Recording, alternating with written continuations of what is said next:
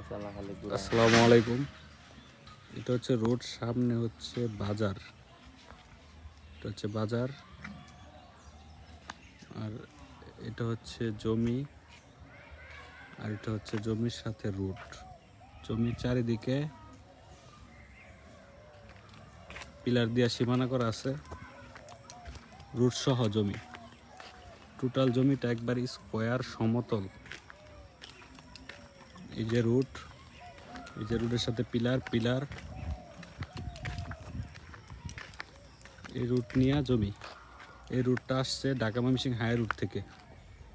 এই যে টোটাল জমির এরিয়া, এটা হচ্ছে রুট, এই যে এটা হচ্ছে জমি।